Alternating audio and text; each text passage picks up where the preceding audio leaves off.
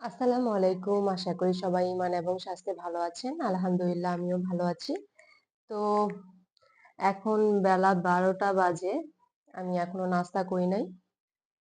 আমি রাতের খাবারটা ৮টার মধ্যেই খেয়ে ফেলি। এরপর থেকে ফাস্টিং করি। বেলা ১০টা কিংবা ১১টার মধ্যে আমার নাস্তাটা করি। তো আমি মাদ্রাসা থেকে এসে এখন ক্ষুধা লেগেছে, তাই চিন্তা করলাম নাস্তা খাবো, হেলদি একটা নাস্তা বানাই। তো আমি এখানে ১ কাপ গরম দুধ নিয়েছি। গরম দুধের সাথে আসলে আমি সকালে নাস্তাটা সবসময় হেলদি খাওয়ার চেষ্টা করি। এমন কিছু ফাইবারস নেওয়ার চেষ্টা করি যেন আমার শরীরে প্রোটিন, কার্বোহাইড্রেট, গুড ফ্যাট এগুলো চাহিদাটা যেন ঠিকভাবে থাকে, পূরণ হয়।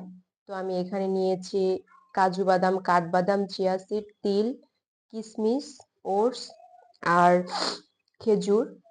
তো এখন আমি আপনাদের সাথে শেয়ার করবো এটাকে আমি কিভাবে রেডি করি। এখানে আমি ১ কাপ গরম দুধ নিয়ে নিয়েছি। খেজুরটা দিয়ে দিলাম দুধের মধ্যে, এই যে।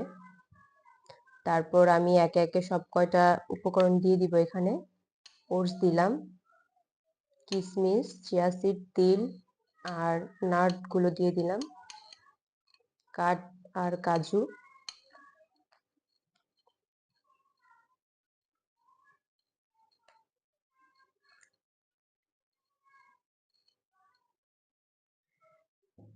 আমি এটাকে এখন খুব ভালো করে মিক্স করব। আসলে এটাকে যদি আপনারা রেডি করার ৩-৪ ঘন্টা ভিজিয়ে রাখেন গরম দুধের মধ্যে, তাহলে জিনিসটা ফুলে উঠবে, সেটা খেতে আরো বেশি মজা লাগবে। আজকে যেহেতু সকাল থেকে আমি খুব বেশি ব্যস্ত ছিলাম, এগুলো করার একদম সময় পাই নাই, তাই এখন আমার ক্ষুধা লেগেছে, তাই চিন্তা করলাম আমি ঝটপট ইনস্ট্যান্টলি এখনই করে ফেলি। দুধটা গরম করে সবকিছু মিক্স করে দিলাম, এই যে মিক্স করে দিলাম। তারপরে আমি খাওয়ার আগে একটা বানানা এটার সাথে অ্যাড করে দিব। আপনারা চাইলে ঘরে যে কোনো মিষ্টি ফ্রুটস থাকলে অ্যাড করে দিতে পারেন। আপেল, তারপরে বেদানা, পেঁপে, এরকম আপনাদের পছন্দ মতো ফলটা এটার সাথে মিক্স করে নিতে পারেন।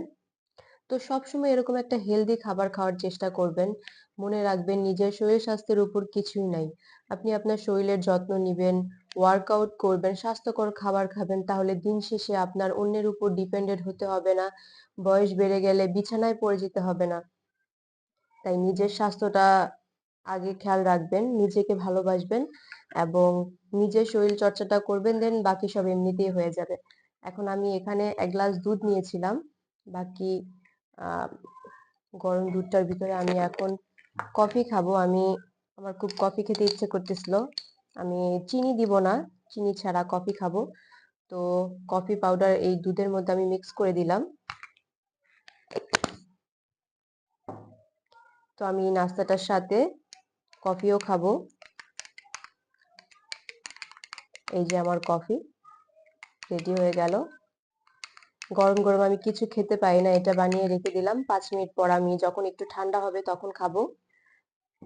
আর এই যে আমি কলাটা নিয়ে নিয়েছি। এখন আমি এটার সাথে ওটসের এই মিক্সটার সাথে আমি এটাকে অ্যাড করব।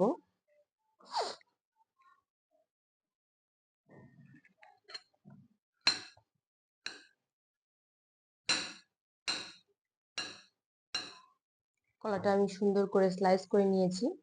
এখন এটার মধ্যে আমি ঢেলে দিব।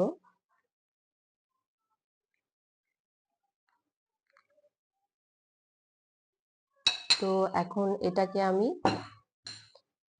30 মিনিটসের জন্য 30 মিনিট ঢেকে রাখবো এই পিরিচটা দিয়ে।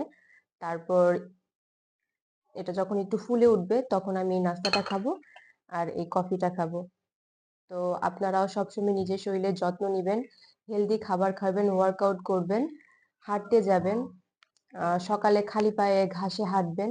এরকম করে যদি নিজের শরীরের যত্ন করেন, খাবারের ঠিকঠাকভাবে খেতে পারেন, নিজের শরীরের যত্ন নিতে পারেন, তাহলে ইনশাআল্লাহ অনেক বেশি দিন সুস্থভাবে বেঁচে থাকতে পারবেন।